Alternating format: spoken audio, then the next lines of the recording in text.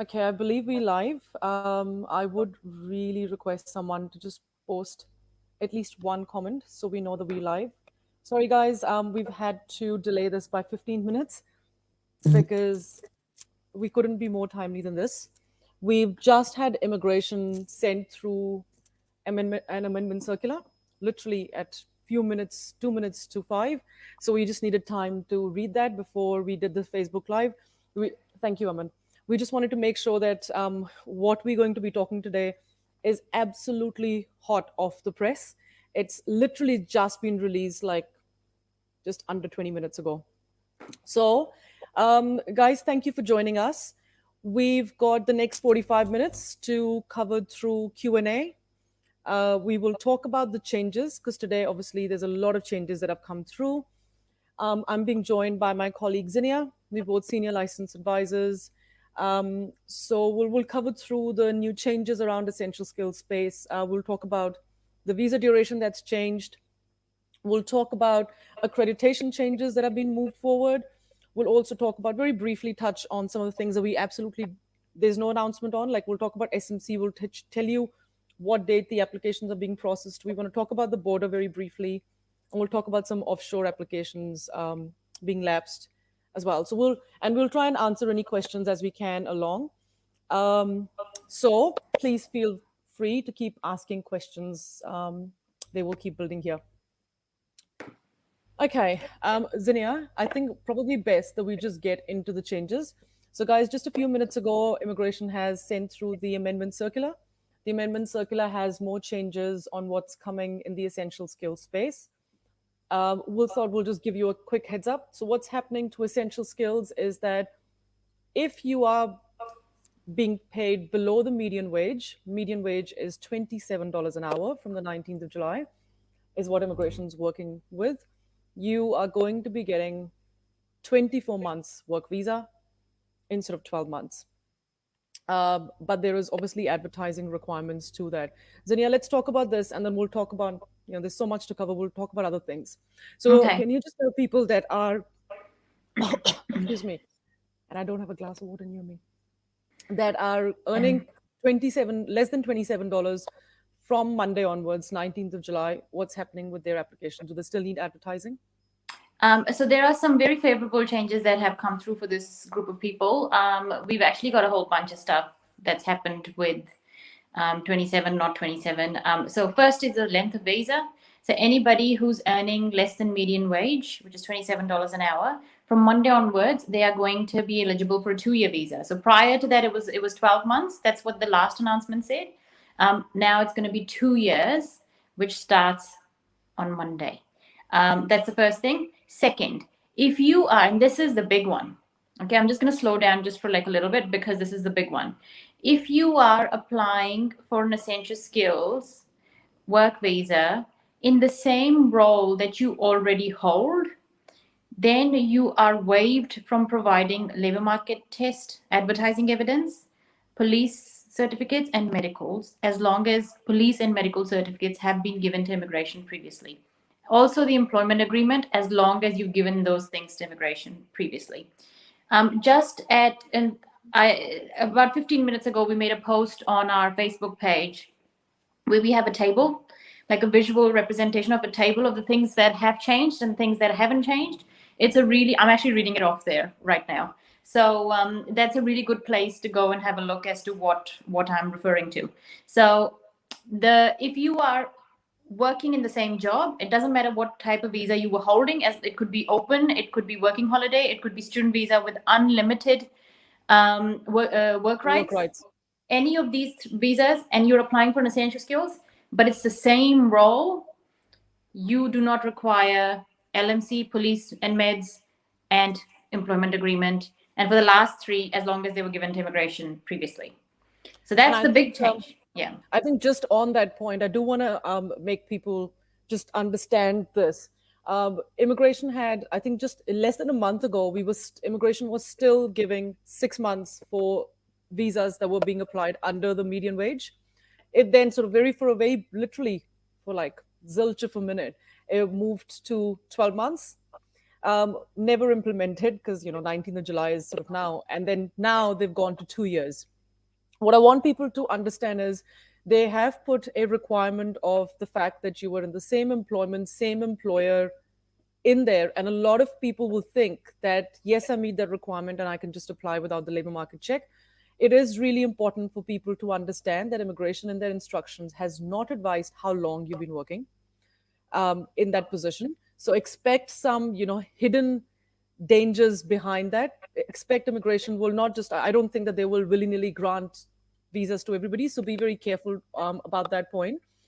Um, it is also really important to understand how immigration will find out that you were working in that same position if it's an employer that may not have very robust HR systems. So that's a question mark there as well on how they'll be checking that. So expect some sort of hidden checks there. I think there's a lot more to be released, but it's overall really good news for people that are paid under the median wage that you can now essentially move to 2 years. Zinnia, for people that haven't been in that position and they are applying for the essential skills for the first time and it's an offer that they've got, can you just quickly talk about that as well? Because I don't want people to think that everybody's exempt from labor market now.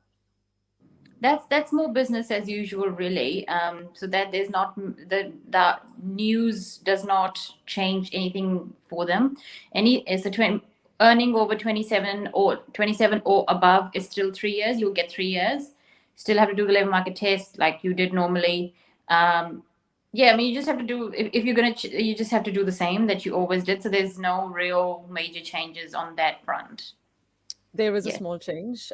If you are under $27 an hour and you're not meeting the no LMC requirement and your employer needs to do the advertising, there is a slightly new process around the skill match report because you need to go for the skills match report plus advertising. And there is a slightly new process that's kind of being developed in the background around the skill match report. Sorry, Zenia, that's what I was trying to get to. Oh, For sorry, people I thought you were just saying above 27. People no, paid below above below 27. 20. Yeah. Below 27, there's like a whole heap of stuff. So, I mean, there's big changes for people below 27, and there's big changes for people keeping their employment the same. Those are the two areas of people that have the most amount of, they'll see the most difference from this policy changes. And then we are, well, Arunam, I'll pass it on to you if you want to talk about the fact that we still don't know anything about SMC. Yeah, I think before I get on to SMC, I do want to talk about the accredited employer work visa. So obviously, that was the big buzzword because the applications for employers were going to start late September. Employers needed to get, I can see some comments in here that people are totally confused. I can imagine we will reiterate this. But employers needed to be accredited by the 1st of November. All of that has been shifted forward to June 2022. So the new employer accredited work visa that was going to start from the 1st of November and the whole employer accreditation system has now moved forward. So that date of 1st of November is no longer relevant. I think because there's so many questions building up, I'll just go back to the point. If you saw the instructions and everything that immigration was saying, all the announcements, sorry, that immigration was giving and from the government, they were saying that by the 31st of October, essential skills, work to residence, and all your categories are going to disappear. That date has also now become obsolete because those categories will remain. I'll let Zinnia talk a little bit more about it before I talk about SMC and everything else. I Okay. understand we'll have to reiterate the Zinnia, we'll have to cycle back to Yeah, it. we'll have to cycle back. I strongly suggest people, I don't know if they have the ability to look at a phone and also look at another screen so that while we're talking, but I strongly suggest, especially for Kinjal, who says no, not Kinjal, sorry. Somebody commented, yeah, Kinjal said that she's Yeah. confused about what we're saying. Just go to the post that was made about 20 minutes ago, and there's a little table. Just on our page, there's a little table with it's like a before and after and what things are changing, what's not. It is really it's a lot clearer when you see it graphically on a table, because if I'm trying to say it, all those words are coming out as like verbal words. So it just becomes a mouthful. So anybody's getting confused, try and listen to what we're saying, but on another screen, try and scroll down to that poster would make a lot of sense. Okay. Back to this. Okay, I'm just going to go back a little bit. So on 1st of November, the work visa system was about to change, right? Everybody knows that because it was just all the past few months have been just about that. So 31st October was the deadline for essential skills talent and long-term skill shortage visas. That was the last date for those to be submitted. 1st of November, a new work visa was coming called accredited employer work visa. The accredited employer work visa, which was 1st of November, is now moved to June next year. So it's postponed by 8 months. So that's a movement. And what that's doing is the 31st October deadline that was there for these key categories, that deadline has also moved with it. That has also stretched out to sometime to mid next year. We just don't know exact date, but let's take it as June 2022. That's the crux of the matter. There was this whole panic that my employer has to be accredited after the 1st of November if they need to support me on a work visa. That problem still exists. But it's a problem for mid next year. It's no longer a problem for 1st of November next year. That's This kind year, of the simplistic first of version. November, 1st of November this year. Yeah, sorry, 1st of November this year. But that's the simple version of it. And then underneath that becomes really all the stuff Arunam and I were saying earlier, which was complicated. So I think let's try and take questions, and through that we'll see if we can answer some stuff. Yeah. I'm still letting the questions build up. I can see that they're building up. There's a lot of repetition. There's a lot of hellos and highs and hello, guys, and hope you're well. It's lovely to see some familiar faces joining us. So that's really good. While the questions are building up, it may be timely for us to talk about SMC, the skilled migrant category. It's the elephant in the room. Still no announcements on it. What I can tell you is that as of 4 days ago, immigration was processing applications received on the 25th of October 2019.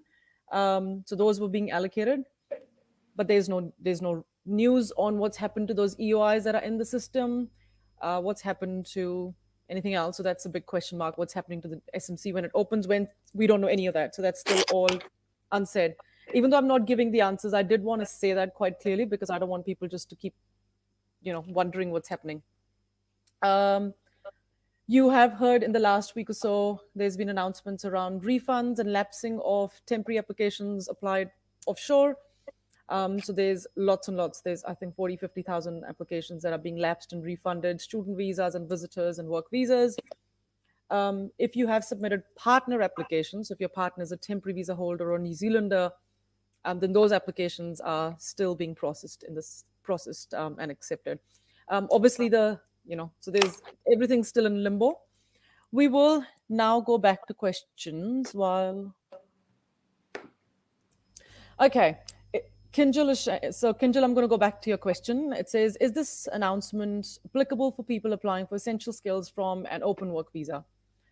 We can tell you this. Yes, it is, because as of half an hour ago, the instructions just came out. But there's a lot of factors that you have to meet in there. So as long as you meet, all visa types will be affected. What's going on? Can I just make a comment here? The amendment circular that's come out, it's gone to the licensed immigration advisors and lawyers, I would assume. But on the website, what was published this morning had a slightly different narrative. And this is going to create a lot of confusion because the website had the words, essential skilled work visa holders in a particular job applying for a further visa. So the website kind of had initially indicated that you must be holding an essential skills right now, and when you apply for the next one, keep the same role and those requirements are waived. The amendment circular that's just come out now, and this is why we haven't made a Facebook post because Arunam and I were about to go live anyway. So, but the policy that's just come out is saying that you can go from an open to an essentials as long as it's the same job, and you'll still have the waiver of those 4 requirements. Yeah. So there's a few requirements, and if you do have questions, you can always reach out to us. What's going on with, Sushant is saying, what's going on with EOI and SMC? Sushant, like I just told you, absolutely no word from the government or the minister on that at all. Student visas, any news on that? If you are offshore and you're asking, the only thing that I can confirm for you is there is not going to be any Feb 2022 intake. We're keeping our fingers crossed that there will be a July one. If you are onshore and you're asking about student visas, I would suggest you contact us because we are obviously processing them quite regularly, and that's just work as usual. Good day. Zinnia, I'll give you this question. It's from Steve. Good day. What about people on talent accredited visa that submitted residence May 2020 that is expiring end of this year? So I assume that they applied for residence and the visa is expiring end of this year. Does this apply to them as well when they need to renew, not to give medical and police clearance?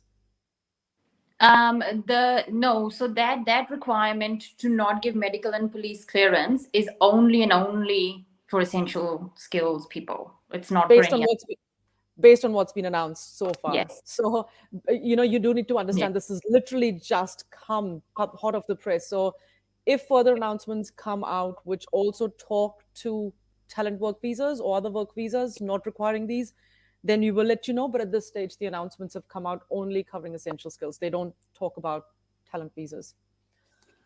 Safandeep says, "Hi, ma'am, I'm on essential skills right now. If I apply the same now, so I don't need to do listing, PCC, and medical." So, Fandeep, like we said, if you are in the same position, same employer, same region, everything same, your hours haven't sort of, gone strange. Um, you've submitted your medicals and PCC with your last application as per the instructions that came out. You wouldn't need to apply for PCC and medical. If you are working for a low median wage and then move to a different role, can we apply for SMC? Zinni, I'll let you take that one. Can you say that again? If you are working in a below median wage role and you move to a median There you wage go. Look at role. Yeah, there you go. Look If at you're the working low median wage and then move to a different role, can we apply for SMC? Um, Two-part answer. One, SMC is closed, so no matter how good the job is, you still can't apply for SMC. I mean, you can submit an EOI and nothing would happen. But on the flip side, SMC has different criteria to all work visas. So that assessment is a separate assessment, and we don't know what SMC will look like when it reopens. So we have to wait for that criteria to come out to see if you'd be eligible under the new rules. Do you want me to take that one? Yeah, you can. What's the likelihood of visa extensions for post-study work visa holders stranded offshore? Do we have any chances? Okay, so the first thing is that when visa extensions do take place, they apply to only those within New Zealand. So they never apply to those offshore. So there's never once been a visa extension for anybody that's offshore other than like some residence travel conditions that's separate. So the answer to your question, which I kind of can't remember the question now, is I would say there's Offshore. There's no no Aditya, there's no announcements, unfortunately, for anything offshore. So I'm sorry, we can't really give you any more information. As soon as something does come out, though, I think we're one of the first ones to push it out. I know that the Beehive minister's announcement came out just after 7 o'clock this morning, and it was on our Facebook page at 7:24 this morning. So yeah, we try and bring it to you as quickly as I possibly can. So yeah, I'll just put it on screen. It might just be easier. There's another offshore. Any news Yeah. for us? Sorry, I should read the question. I'm on post-study work visa, stuck overseas, and my visa expires coming April 2022. Any news for us? Not at the moment. We can only hope that government's going to look at that, but at the moment, there's nothing. Can we apply for work to residence visa after 1st November? Irma, I'll let you take that one. Yes, at this stage, from the sources that we've been cross-checking the information with, including the ICC and a couple of very senior managers in immigration, we have been told that work to residence and talent work visa will be extended from the 31st of October, from 31st of October this year, which means that they will remain. Extended is not the right word, actually. Yeah. They will remain in place, and you can apply for them after the 31st of October. What really frustrates, I'm sure, many practitioners and many people out there is why immigration's announcement can't cover all of this in one announcement, because immigration's announcement and the Beehive minister's announcement are silent on this, but we have received confirmation from from a very senior manager and multiple times from the contact center, as many of you would have, that you can apply for work to residence after. Can I just take something? There's a question here. I'm starting to see a pattern in question. People are thinking that if you're paid above 27, you don't need labor market test. There's a That's lot right. of questions coming up that, oh, I'm going from open to essential, but paid over 27, I'm not going to need a labor market test. I feel like two policies have just become completely confused. So I'm just going to clarify that once again. The only time you do not require a labor market test is when you are in the same role. So you're applying for a visa in the role that you already are in. It has got nothing to do with your salary. Does that make sense, Arunima? Was that clear Yeah, enough? yeah, Yeah. yeah. So if you To are me, it going from definitely was. Oh, okay. So yeah, you're not the right person to ask. Then, if you are say going from role A that pays $28 an hour into role B that needs 29 that pays $29 an hour, you're still gonna need a labor market check. So your salary doesn't have anything to do with it. It's the fact that you're holding the same role or you changing the role. That's the point of it. Yeah. And if you are in doubt, it's probably best that you do check with us. And the way we are telling people is there's a lot more information that is trickling through. Immigration always does it. They throw a big announcement on Friday, and then everybody panics in the weekend, and then Monday there'll be more announcements coming through. But just hang in there. If worst case scenario, you do submit an application that you thought did not require a labor market check, immigration will have to PPI you, and they do give you an opportunity to fix it. And so at that stage, I do encourage that you do contact a professional to fix it for you. I do hope that they can come out with more information so that people do get more information before they submit. I'll take this one very quickly. Jaggi, I actually, well, what me or Zinnia think personally, when an EOI would open is sort of irrelevant. Personally, if you ask me, it doesn't look like anywhere. I'm not hearing anything about it. I would be absolutely gutted, but not surprised if it doesn't open till either later this year or early next year. I'm keeping my fingers crossed though. I'll take this one from Miles as well. Very nice to see you here, Miles. Can an accredited employer still submit a work to residence for employees? Yes, if they are currently accredited. Um, and that's good because we asked for a lot of employers to not listen to immigration. So if you are an employer that was applying for accreditation, you would know that immigration was coming back and offering refunds and asking whether you want to, you know, take the application back so that you can apply in the new scheme that was going to come in November. We had advised a lot of employers to not do that and continue on with their accreditations. Those employers that did apply for the renewals or accreditations are good because, yes, they can apply for talent visas. Okay, well, there you go, Zania. You've got one, at least one happy person here. Yes, Dinya, you're right. Hence confusion. Oh no, I read that. Okay, yeah, cool. Oh, good. Thank you. Because Okay, I'm no, I'm good. looking at the Facebook on my other screens, but the order's all mixed up for the comments. Oh, look, nice to see you, Muthu, here. I knew there'd be a question coming from you. Yeah, let's talk about this offline because the borders are closed. And this kind of nicely takes me into sort of the border space. And just to reconfirm, we'll cycle back to the questions. The borders are closed for New Zealand, they're still closed. There are little doors within the borders that are beginning to open up. There's your critical health workers. If you're a CAP nurse, if you're a nurse that's a registered nurse overseas, is coming to study a competency assessment program in New Zealand. We have a lot of nurses that come for this. They can actually bring their partner and their kids. There are doors for people in that health space, including CAP nurses. In the other critical worker category as well, there are some exemption categories. You'll see in the last week or two, immigration has added teachers, there's dairy farm workers, there's sharers. So there's a few other categories that have been added in there. And over the next few months, you probably will see a lot more movement in the border space. But at this stage, the borders are still very, very tight. So Muthu, I will speak to you privately about this, but at this stage, there is sort of really no category. The category that is there to bring someone, to apply for a border exemption under humanitarian is extremely high. It's almost like life and death. Birth, that it still remains very, very high. Zania, is there anything you want to add in there? No, I think it's I have to like it's very hard to give a generic comment on a question, like especially with humanitarian. But yeah, you're right. Like it is normally one of those situations where it's like a medical emergency or you have to give birth and you need to be in New Zealand and other things like that. Like it has to The be bar really remains very, very high. yeah, the threshold's really high. It's the same level that the courts apply as well to the humanitarian. So Sure. Ralph, I've answered your question around SMCQ allocation. Fit people, I'm saying this because this is what has been advised by Education New Zealand, that they are not looking at international students for Feb 2022. So I'm telling you based on the information that's come from ENZ and INZ. If that changes, And if they decide that they do want students coming in by Feb 2022, that's different. There's always little cohorts in there of returning students or PhD students that might open up, but sort of the mass opening of for students coming, international students, I personally don't think it's going to happen in Feb 22, and it's been confirmed by EAZ earlier this week as well. Zania, I will give you that one. Can we file work to residence variations after 31st October 2021 if we change job?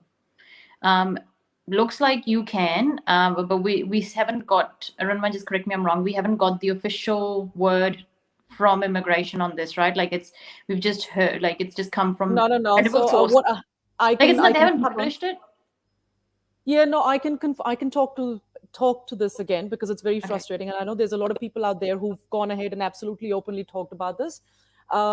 Immigration. So far, there's been two communications, including and the third one's the website. There was a Beehive article this morning. Then there was an immigration email that came out.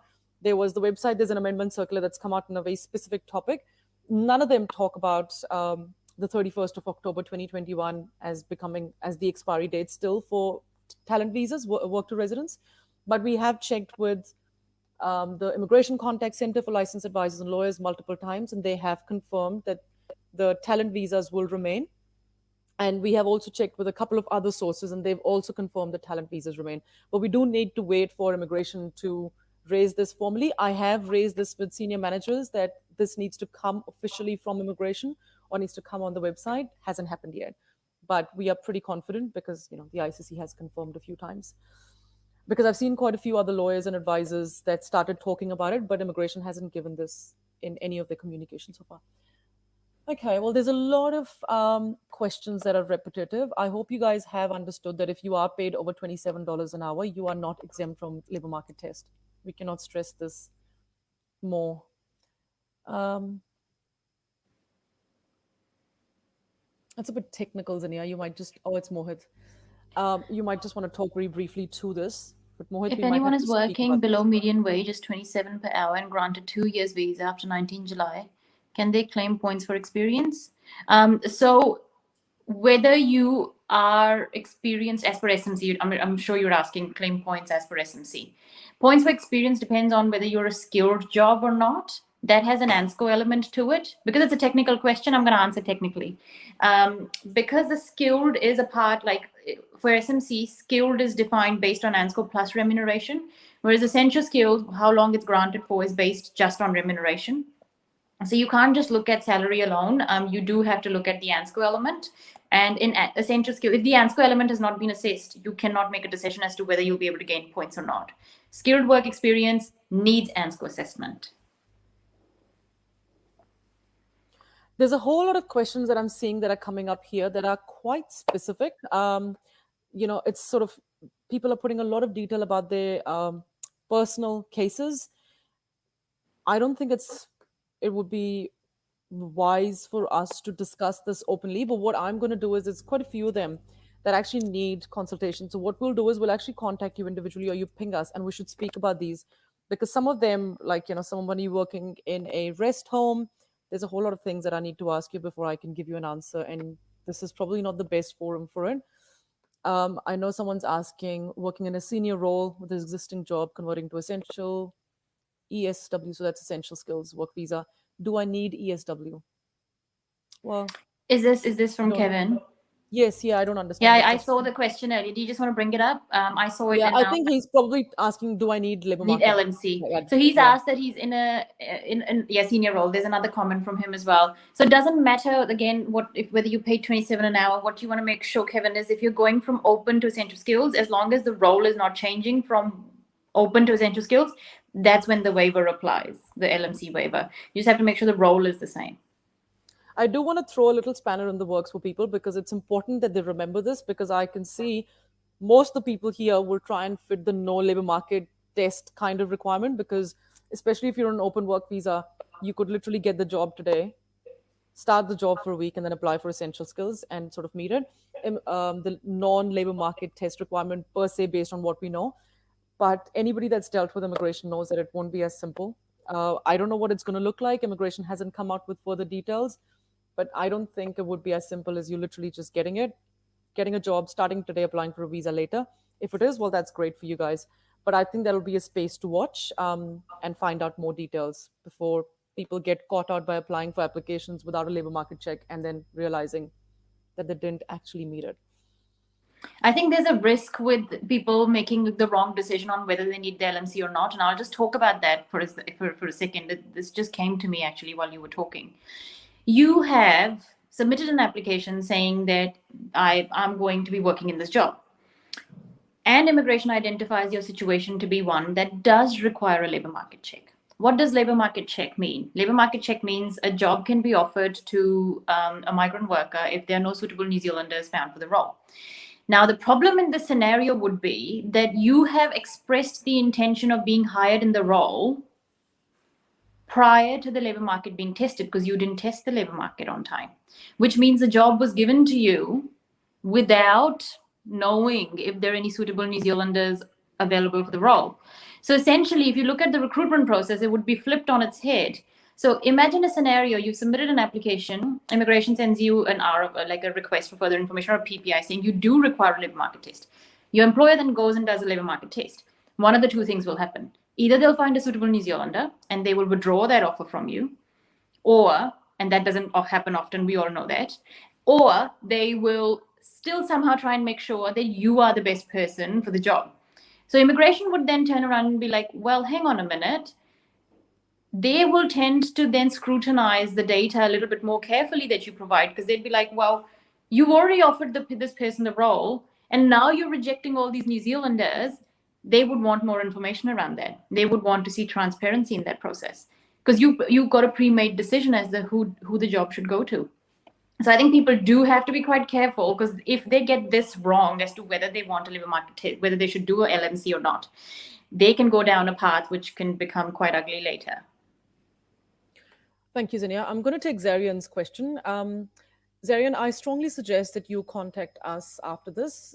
So if the person is here on a visitor visa general and it expires and they're looking at studying, absolutely, we can help to get them enrolled and apply for either a student visa or an extension on the visitors, and we can work with them. We are also, just to let you know, approved by Education New Zealand.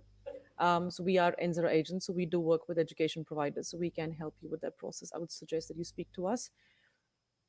Oh, okay. I'm trying to really. Can you see the Himanshu's question? I haven't reached there yet. There's still okay. quite a few questions above that. Okay. Okay, hang on. I'm just reading through this.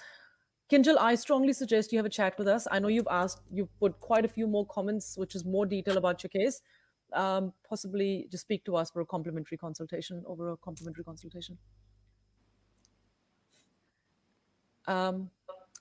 Aditya, I'll take this one. Is there any means by which we can apply for a tourist visa and convert it to work to residence once the borders open and travel to New Zealand resumes? Well, when the travel to New Zealand resumes, what the policies will look like at that time will sort of decide what the answer to your question is going to be. And they might look quite different.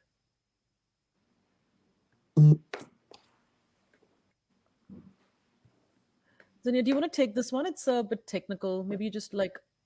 What are the chances that current occupational list and exception list would change for SMC? And is it true? And is it true that there will be removal of 30 points from Christchurch, Dunedin, Hamilton, and Wellington? So just letting you know that the 30 points in the SMC back when it existed was for outside Auckland, so it belonged to areas that are not those 4 cities as well. So we have not heard anything in regards to removal of outside Auckland points.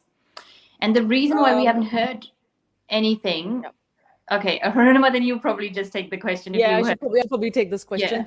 Yeah. So Nikita, there's obviously a lot of rumor. I have heard about it, that out of Auckland points might change. There's also talks about sort of 5 main cities which might define the labor markets.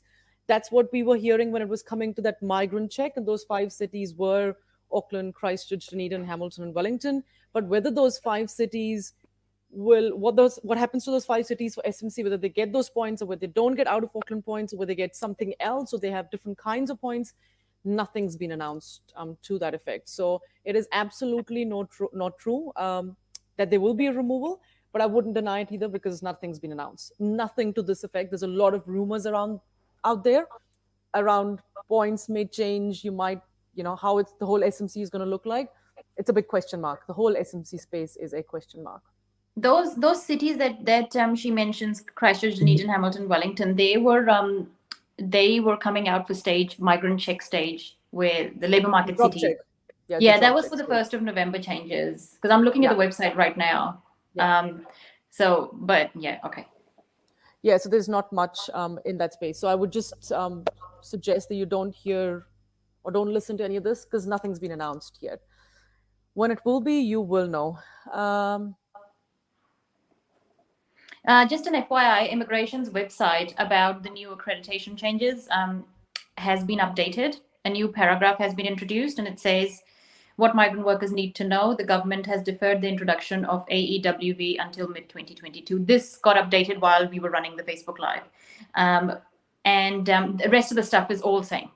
They're just the disclaimers come in, but everything else remains the same. It does say if you have residence from work visa application underway, which is your residence talent residence, and requiring a further work to residence visa to be granted residence, you will be able to continue this process if you remain with your employer. So that yeah, has also gone in there. So anybody who is filing the talent, who's doing the residence from work for accredited employer, and their work visa, talent work visa is about to expire, and they need to submit another one. Now it's gone on the website that you can continue to do that. You can still file a subsequent one as long as you don't change your employer. Which was one of the yeah, questions I think somebody asked here. That what if I want yeah. to change my employer? Yeah. Yeah, well, there you go. You've got the answer. And because I think there have been so many changes today, and typical immigration, they announce something in the morning and they've changed some bits of that now.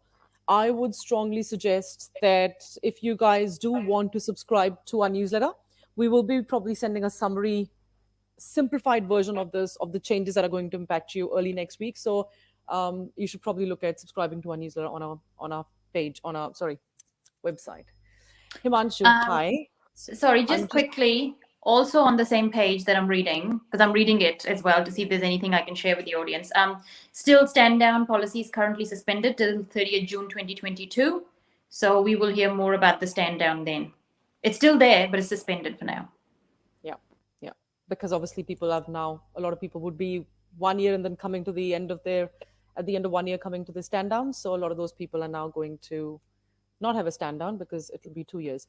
Himanshu, finally I can answer your question because Ania's just stopped talking.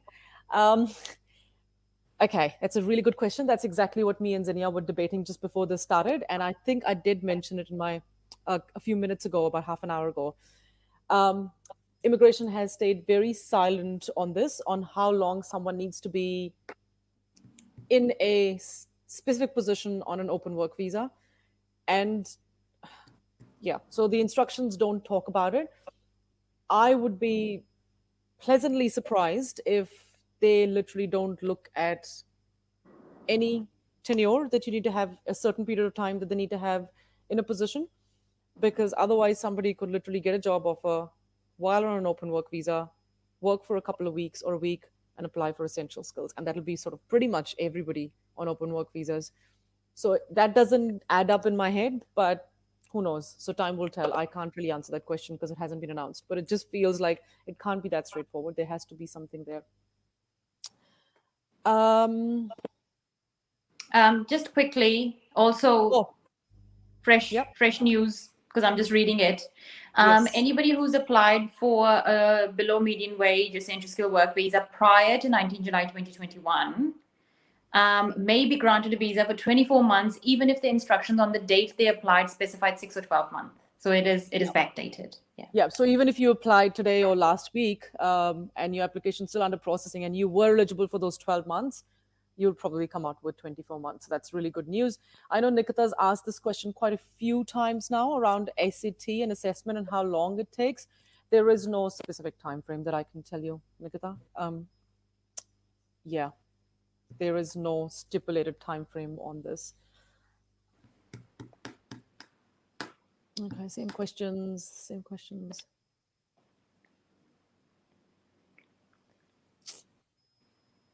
I have a question. Yes, I'm. I Yep, have I'm a going through the comments. I have a technical question, which is kind of like I'm asking us a question, but I'm reading here in the amendment circular that applicants for Central Skills Work Visa who provided a certificate with the previous visa application, there's a police certificate, they don't have to provide it again. Now, would this mean, and they don't clarify it, so that's why it's annoying, That's but does this mean that you could have provided a police certificate, say, 30 months ago, so it's well and truly expired, but you don't need to provide it because you're keeping the yeah. same So job? they have, yeah, because they haven't said how Yeah. long ago. So that's what I mean. There'll be a lot more layers of this that'll come out because if you just generally look at character requirements or police clearance instructions, it stipulates very clearly time frames. And if they're making an exemption, I don't think it's going to be you applied many years ago. Don't apply, well, who knows? But I think that's where we will be sharing the information as it comes through. I think we've come to the end of this. I will see if there's any more questions that are building up. But guys, if you do have questions, you know where to reach us. Our phone numbers are down there, our email addresses are there. What we will do is our team will, it is Friday evening, so we truly do want to switch off and just have a glass of wine now.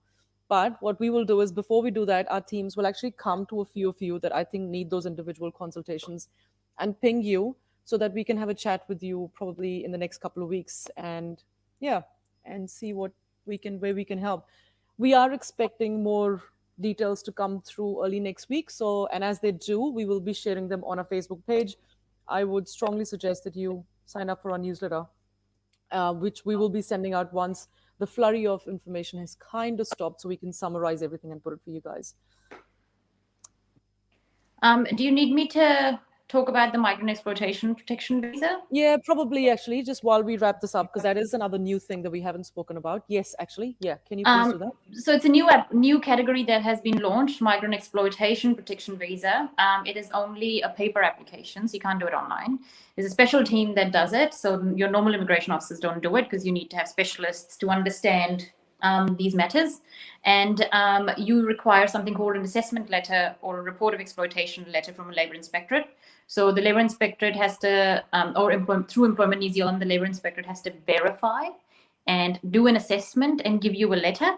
And then once they've given that letter is used to apply for this visa. And the visa will give you 6 months of open work rights. It's valid for up to 6 months. Yeah. And the I do visa want will to add, allow migrants, it's just to allow migrants to leave exploitative situations while they look for other work. Yeah. yeah. I always encourage employers that, if, and I think it's the same, it's always a two-way street. So don't just keep getting exploited because it works in your favor. And then once it doesn't, then you report it because, so just there's always a balance. But there is a special category that's been introduced formally for this. I do want to just add the last thing that's been announced today as well. I forgot to do that. Sorry, there's so many announcements that all of these changes when you are applying for visas between the 19th of July, which is Monday, and the 28th of August, the applications are to be made using a paper-based application form available on INZ website. So hang on, Zinnia, let me understand this. So we have to submit all our clients' applications paper-based. Is that what it means? Yes, it just means you can't make online applications for essential skills during that period. I know. You Look at us. think Everybody's watching our reactions right now, having a bit of laugh. Oh my God. Oh wow. Okay. Well, Yeah. so I think yeah, that's quite a big one. I have no idea. The online applications will begin from the 30th of August. So it's literally a month and a bit that we can't submit online Online. We applications probably should order some courier bags. and yeah, get some printing paper ordered. But guys, I think with that we will leave you. Hope you have a good weekend. Please share this with your friends if you can so they can get the information. Have a good weekend, stay safe, and we'll talk soon. See you.